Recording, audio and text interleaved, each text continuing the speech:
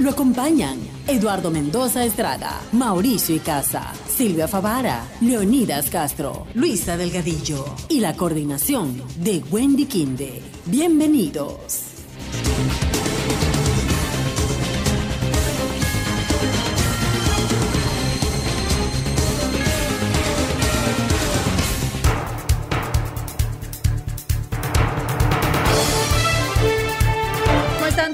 Muy buenas tardes, bienvenidos a Diálogo de la Tarde, hoy ya martes 4 de abril de 2023. Los saluda Wendy Quinde, me acompañan Mauricio Icaza, Silvia Favara, Luis Ibarra, los controles en la parte operativa, cuando son las 5 de la tarde con 34 minutos. ¿Cómo estás, Mauricio? Buenas tardes. Silvia. Buenas tardes, yo la acompaño por aquí en cabina, porque usted es mala compañía, fuera de aquí de la radio no la puedo acompañar. Silvia, ¿cómo vamos? Eso es más divertido. ¿Qué tal? Un saludo, amigos, muy buenas tardes. Les aviso para los que están transitando en este momento por el sector de la ciudad de Urdesa Central, típico en el sector de las aguas, hay está agua. todo eso emposado, está todo Llovió eso. el agua, estaba mojada. Bien puesto el nombre de la avenida. Bien puesto el nombre, tú lo has dicho, toda esa parte que sale a las aguas está totalmente inundado, un congestionamiento tremendo, así que cuando ustedes vean, mejor es que se vayan por otras calles alternas para que puedan llegar más rápido. Fue una lluvia bastante fuerte, en buena hora, sí. En buena hora duró poco. No como la de la madrugada. Tormenta eléctrica también, unos nubarrones, gracias a Dios Dígamelo se despejó a mí el cielo, que no he y como dormido. tú bien dices, lo de la madrugada sí fue terrible. Pero, ¿no? ojo, que no va a estar aislada. Según el pronóstico, dentro de las 48 horas En se el va a segmento volver favorito a de Mauricio. presentar otra lluvia así, prolongada y persistente como la de anoche. ¿Está trabajando en el INAMI usted ahora? Con tormentas eléctricas, así que... Lo vamos a entrevistar de ahora en adelante, mi querida Silvia. Oye, dígame, amigo, el tema de la lluvia, que no duermo cuando están esos truenos, esos rayos, y tengo una cara de malanochada única, porque yo Usted me no- meto Se nota que debajo no de se la acuesta cama y cansada, ¿no? Porque Usted- el que se acuesta terrible. cansado no escucha nada. Usted tiene cara de malanochada por otros menesteres. No, bueno, decirles que desde hoy arranca la Copa Libertadores de América y también la Sudamericana en la fase de grupos. Se está jugando en este momento Independiente del Valle en su visita a suelo argentino. Está jugando precisamente contra Argentinos Juniors. Un día de mucho fútbol. Hoy el Ecuabrighton, como le dicen al equipo inglés que tiene en sus filas a 3 ecuatorianos, ganó 2-0. Entonces, ahí vamos. Mañana harán también su participación otros equipos ecuatorianos, tanto en la Copa Libertadores de América, así como también en la Copa Sudamericana. Perfecto, bien, vamos a darle la bienvenida ahora a nuestro colega y amigo de esta casa también, Martín Payares. Él es periodista y columnista, y con él tenemos algunos temas interesantes que tratar. Mi querido Martín, ¿cómo está? Buenas tardes, bienvenido, gracias por estar en estos micrófonos. Hola Wendy, buenas tardes, gracias por la invitación, siempre es un gusto estar con ustedes. Amigo, muchas gracias. Arrancamos, Mauricio. Gracias, Martín, qué gusto saludarlo. Le habla Mauricio Icaza, conmigo también está Silvia Favara, quien hará preguntas también en breve. Por lo pronto, lo señalado por el asambleísta de Pachacutic, Ricardo Vanegas, que se hizo público a través de las redes sociales en una intervención en vivo que la llevó a cabo este fin de semana y que la corroboró también después entre lunes entre lunes y hoy, ratificando algunos hechos que habrían ocurrido en este caso de Flopec, que es una de las causas que la Corte Constitucional clasificó o permitió, el tema de la figura de peculado, para que enjuicien políticamente al presidente de la República, Guillermo Lasso. Pero lo señalado por Ricardo Vanegas y uno de los testigos que presentó, que fue funcionario de Flopec, da cuenta o da a entender de que el presidente de la República no tendría la responsabilidad política, que es el argumento de los interpelantes. No quiero dar más detalles, me gustaría más bien escuchar su análisis, su criterio. ¿Esto cambia un poco esa figura de juicio político y las argumentaciones? ¿O cree que igual va a ser caso omiso los asambleístas interpelantes y quienes están promoviendo el juicio político al primer mandatario? A ver, a mí, en el caso personal de lo que yo he leído y he visto, a más de lo que el asambleísta Ricardo Vanegas puso en sus redes, me parece que fue ayer lunes o el domingo. El domingo fue. Lo que me ha llamado mucho la atención es la falta de coincidencias entre entre el fallo de la Corte Constitucional y el examen de Contraloría a Flopec, que es el sustento, el documento que supuestamente sostiene el juicio contra el presidente, ¿no es cierto? Es la argumentación central de que cometió un posible peculado, como dice la Corte Constitucional. Es el nexo causal. Entonces, del que hablaban.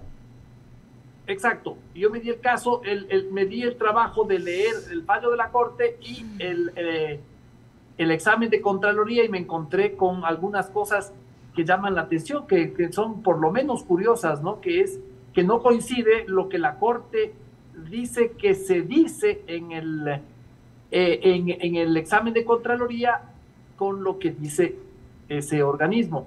En el fallo de la Corte, por ejemplo, se dice que Contraloría pidió que se anulen los contratos, que se rompan los contratos con Amazona Tankers, ¿no es cierto? Que Flopec corte esos contratos. Y si uno ve realmente el examen de Contraloría, eso no es tal. Luego habla de responsabilidades penales en contra de Flopec y de Guillermo Lasso en este caso, pero cuando uno ve el informe del examen de Contraloría, no existe responsabilidad penal, y lo que hay son unas recomendaciones a 3 gerentes de Flopec, al gerente financiero, al gerente legal, y me parece que al gerente... Y perdón que le interrumpa ahí, Martín, recomendaciones que entiendo que esos funcionarios las implementaron y permitieron generar utilidades en base a ese contrato, o sea, prejuicio tampoco hay. Exacto, a eso era mi siguiente punto, ¿no es cierto? Exactamente, son recomendaciones que Flopec las adopta, las acata, y que hace que las recaudaciones y las cuentas de Flopec entren a números azules, ¿no? Porque estaban en rojo, y entren a números azules y que tengan... entonces es difícil ver que haya un peculado. Entonces, a lo que me llevó a mí a sospechar de que o los jueces o no leyeron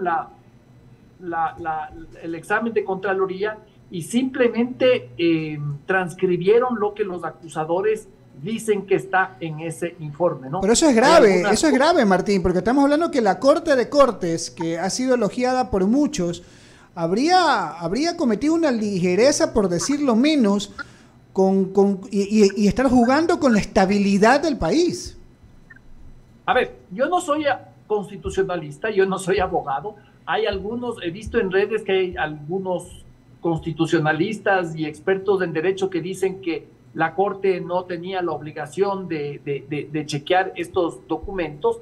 Hay otros que dicen que sí, que obviamente tenían que ver la veracidad de lo que se decía en la acusación, ¿no es cierto?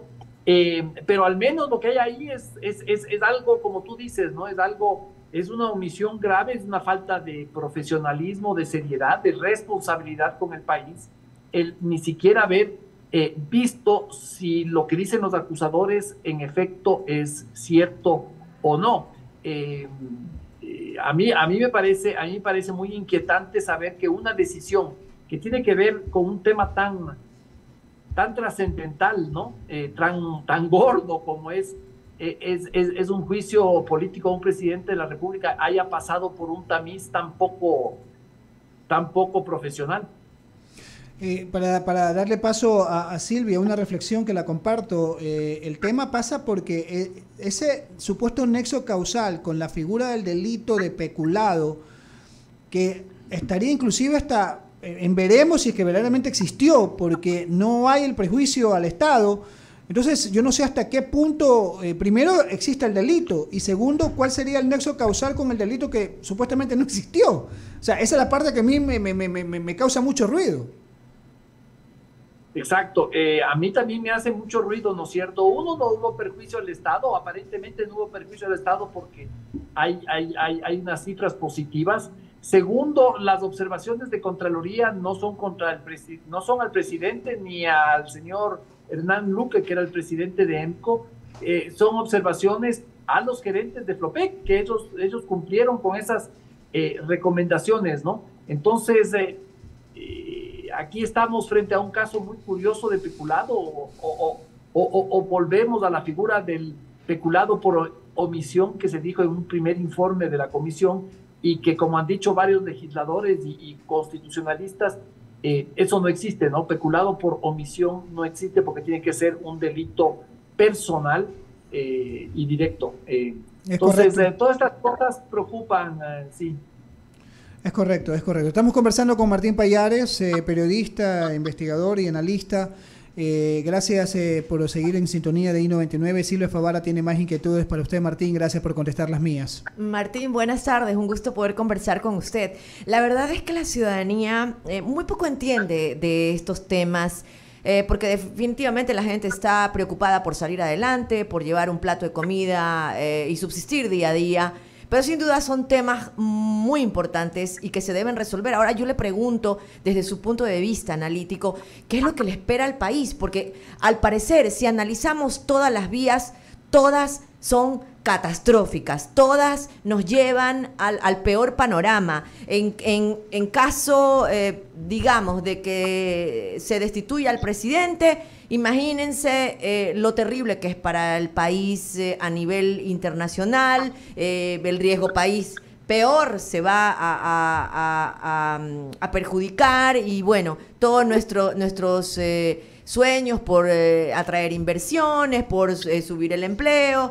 Si se viene la muerte cruzada, la verdad es que por un lado yo estoy segura que muchos ciudadanos mirarían con buenos ojos esta iniciativa, ya que esta clase política que no nos representa en la Asamblea y que deja mucho que desear, nos haría un gran favor de desaparecer, pero tampoco debería ser la finalidad, porque igualmente afectaría mucho a la imagen del país. Ahora, si el presidente declara esa muerte cruzada, ya Isa ha dicho que van a levantarse, que van a protestar en contra de Lazo. O sea, cualquier panorama que se pueda analizar solo nos lleva al caos. ¿Qué es lo que, a su manera de ver, qué es lo que tiene que hacer el gobierno?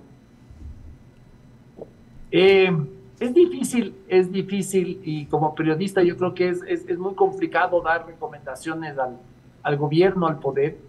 Coincido contigo, Silvia, estamos en un momento, en un escenario en que cualquiera de las cosas que parece que pueden suceder nos llevan a unos escenarios catastróficos, ¿no? Y cada uno peor que el otro. Si ¿cómo se llama? Si Lazo pone en acción la muerte cruzada, la situación va a ser complicada. Si no lo hace, igual va a ser complicada, ¿no es cierto? La desestabilización, la inestabilidad no es buena para el país. El hecho es que el riesgo país está en un récord histórico en este momento, sin que se haya destituido al presidente, aún, ¿no es cierto? Entonces, eso quiere decir que hay muchísimo nerviosismo afuera por lo que ocurre en el Ecuador. Cualquier sistema de sucesión presidencial va a causar muchísimas intrigas y pugnas internas, ¿no es cierto? Porque si se va Lazo, tiene que subir Borrero, pero atrás de Borrero sabemos que hay no es que atrás de él esté esto, pero atrás de este juicio hay un operativo político para que las fuerzas que están ahorita en la Asamblea pasen a controlar el poder. Entonces luego vendrán estos intereses para controlar la Asamblea, controlar el poder, ¿no es cierto?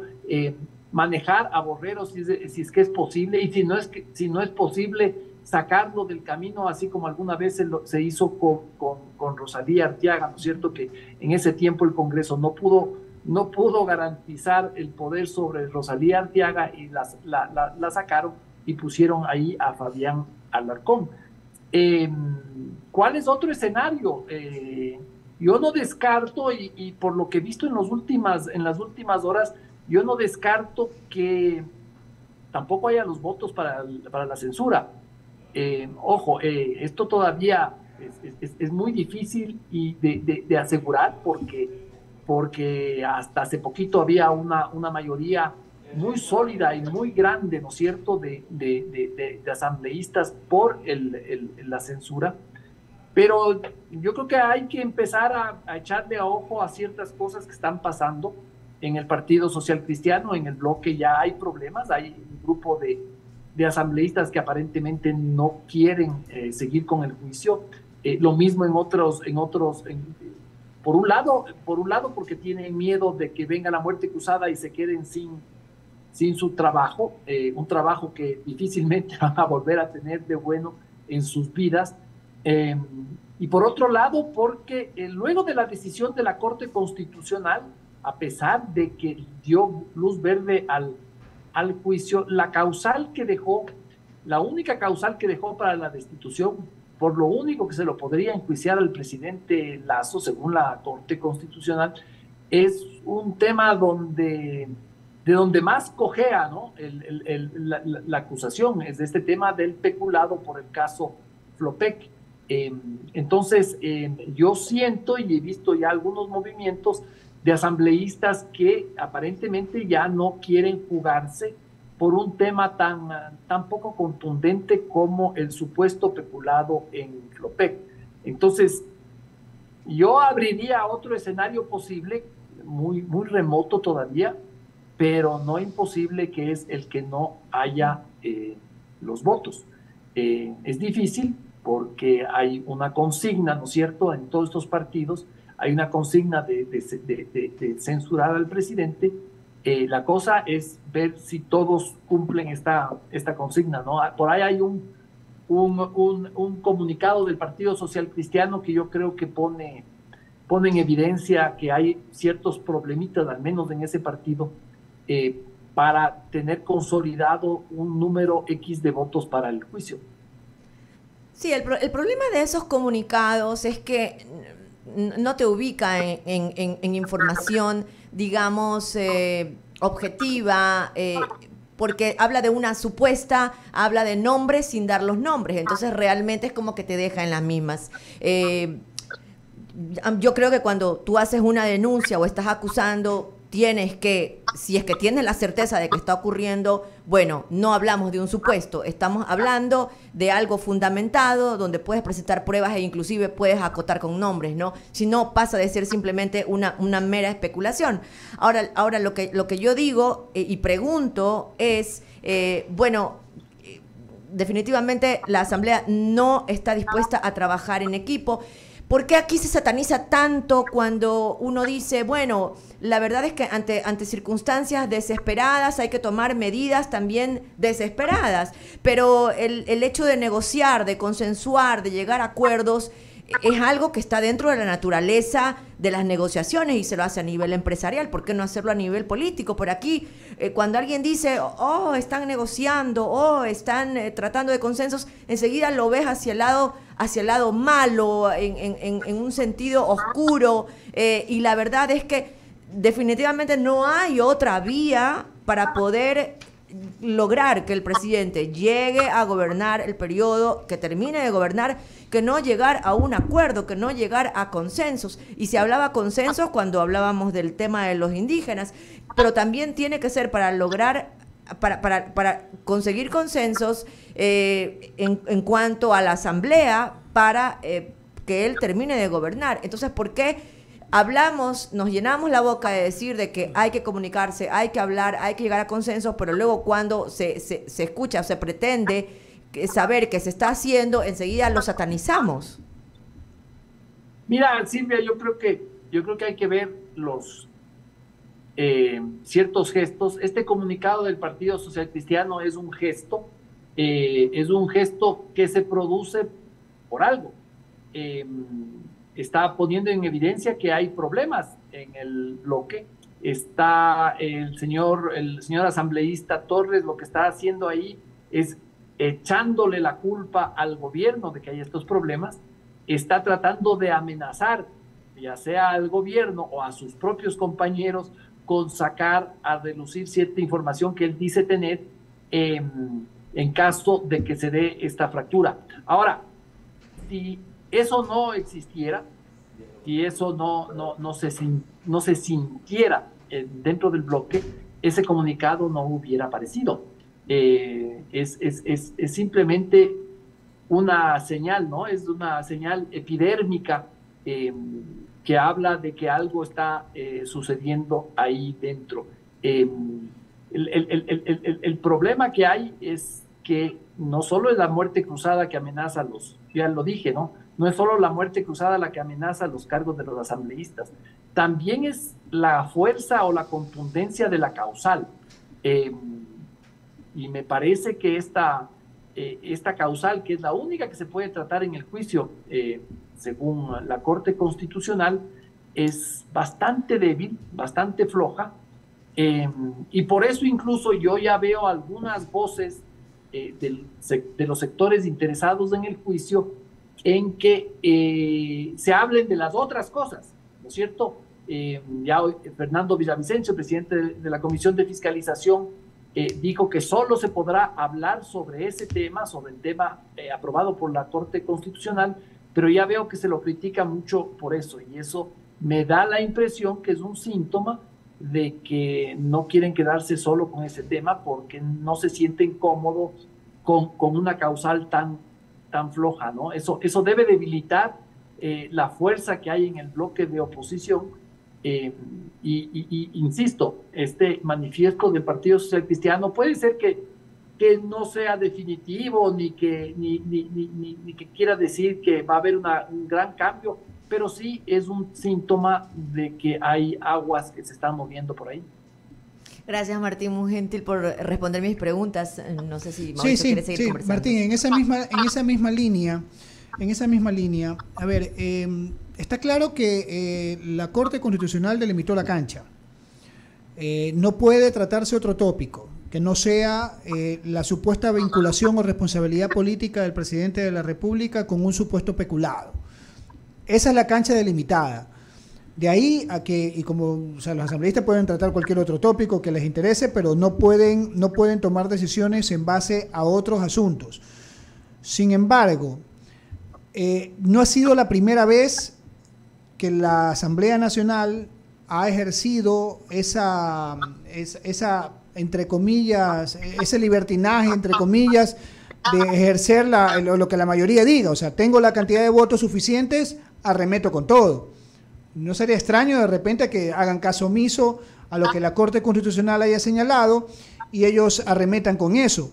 ¿Por qué? Porque el presidente de la República no tiene ninguna otra instancia que acudir, porque ya la Corte Constitucional se pronunció y es la última instancia. En efecto, como tú dices, Mauricio, aquí lo que cuentan son los votos, ¿no es cierto?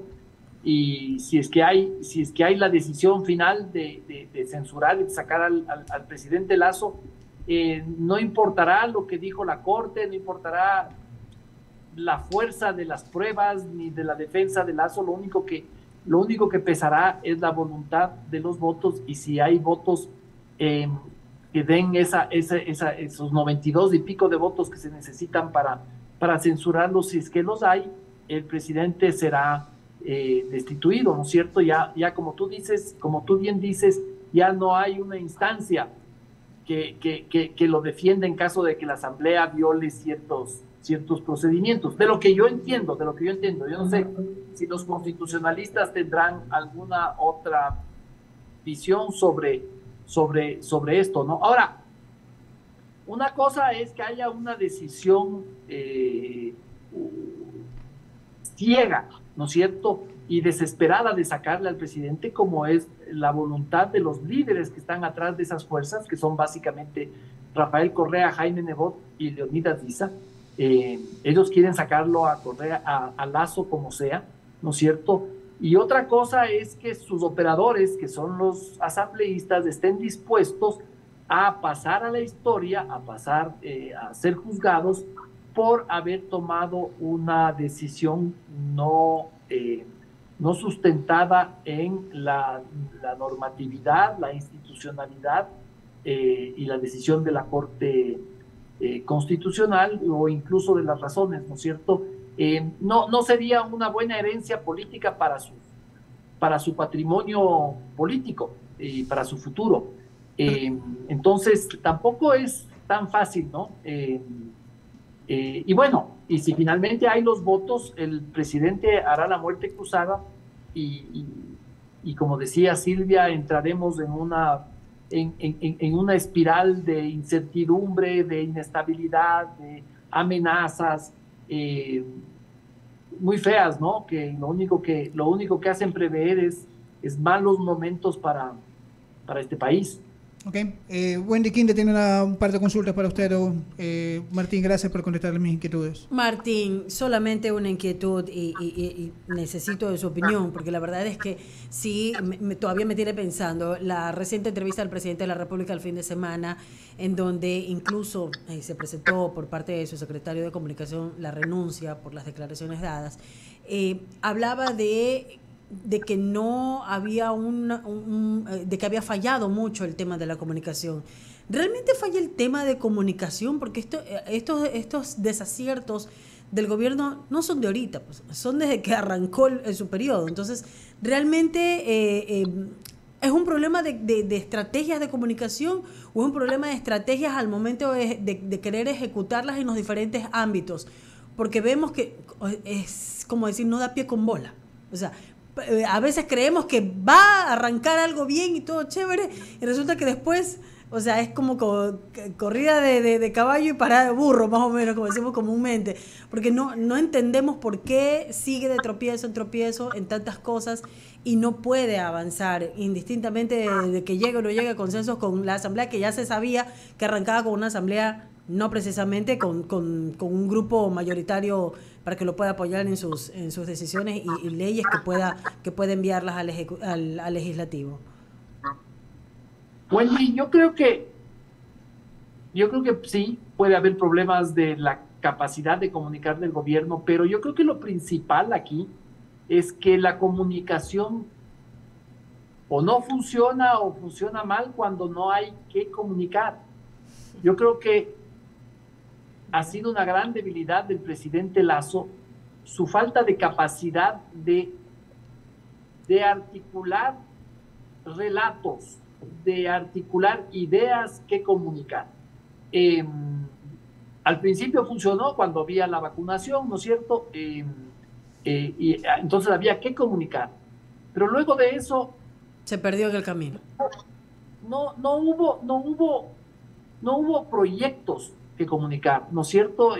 Sabemos que el gobierno ha estado trabajando en equilibrar las cuentas fiscales, etcétera, pero esos no son relatos, narrativas que emocionen a la sociedad. Porque de hecho tampoco se perciben, se sienten entre la ciudadanía. La ciudadanía dice, no me pagan, y es un efecto dominó, y empiezas a deberle a todo el mundo. Y tal vez por ahí viene el efecto de que mucha gente se metió con los chulqueros, y viene todo el desastre que ha venido, los cobradores, los vacunadores, etcétera, etcétera. Tal vez por ahí pudiera venir el tema también, ¿no? Claro, exacto. Entonces yo quería volverme al tema de la entrevista que tú planteaste, la entrevista del domingo que le hicieron al presidente Lasso en Ecuavisa. A mí me llamó la atención la falta de creatividad, si se quiere, de Lasso, ¿no? ¿Cómo no aprovechó esa entrevista para anunciar algún mecanismo novedoso para combatir la inseguridad? No caer siempre en las mismas cosas de los estados de emergencia, algo que cautive a la gente. Ahorita la gente está absolutamente desesperada por el tema de la inseguridad, ¿no? Así es. Hay una psicosis colectiva, y no recibimos un poquito de oxígeno, ¿no es cierto? Un relato, algún proyecto para combatir eso, o para, no sé, algún proyecto de política social, algo que le dé a la gente lo incentive. De qué hablar.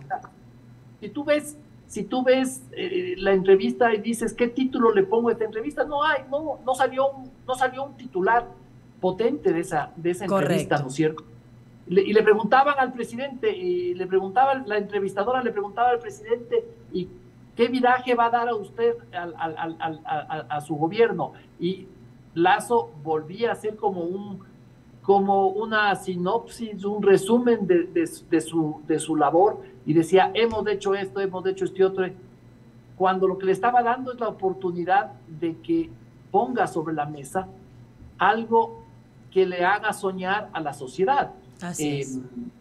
Y eso no ocurrió. Entonces, yo vuelvo, a veces la comunicación no funciona porque no hay que comunicar, sino hay un objeto contundente. Que se pueda, un producto, ¿no es cierto? Un producto que comunicar, entonces es muy difícil, y seguirán entrando y saliendo secretarios de comunicación con el mismo resultado. Y la forma en la que cómo comunicó el tema del decreto para lo del tema del porte de armas, también fue como que sí, pero no, fue como sin sabor la forma de hacerlo. No sé, es mi percepción.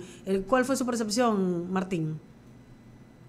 Sí, incluso fue tan titubeó tanto con el tema, fue tan poco claro que sacó un tweet y luego lo borró. Todo eso enturbia todo, ¿no es cierto? No explicó bien en qué consiste esta cosa del porte de armas, ¿no es cierto? La gente empezó a hablar como que el pueblo empezara a armarse de inmediato. Cuando en realidad lo que está pasando es que estamos volviendo a un estado previo al año 2011, cuando se prohíbe el porte de armas, ¿no es cierto? Y lo que más necesitamos es que se desarme a los delincuentes.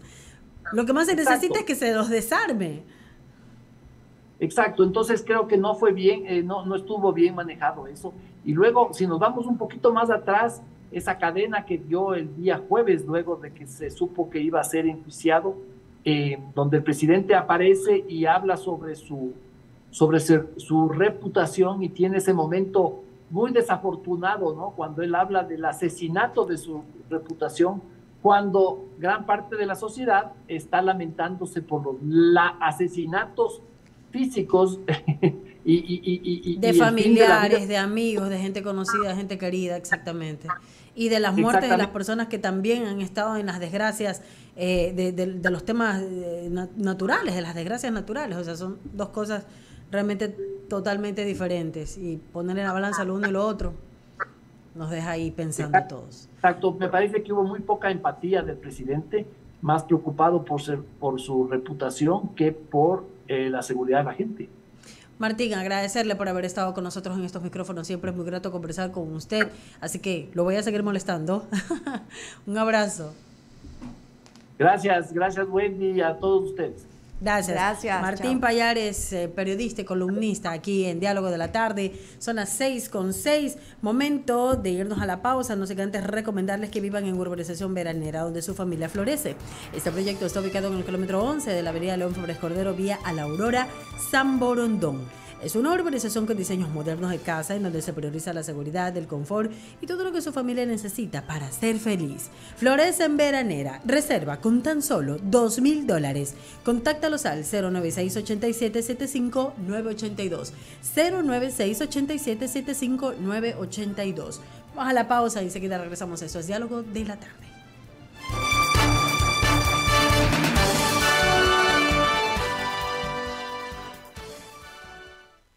Hacemos un corte y enseguida regresamos. Inicio de espacio publicitario.